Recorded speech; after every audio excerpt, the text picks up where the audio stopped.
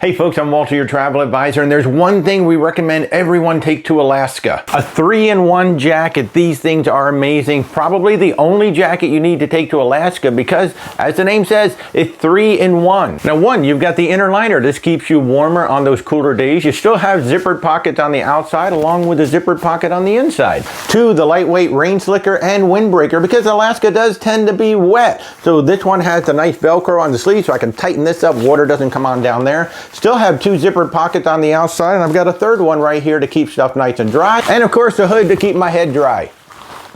And three, you put the whole thing together. Now you got that nice warm inner liner. You've got the windbreaker, rain slicker on the outside. Got nice zippered pockets on this thing inside and out so I can keep my stuff dry if it starts to rain. So with the three different options, this should be the only jacket you need to take to Alaska, which will definitely save on your packing space. And a quick bonus tip, if your hands and feet tend to get cold easily, look for chemical warmers that you can slip into your gloves and your boots. I used them in Alaska. They definitely kept my hands and toes nice and toasty.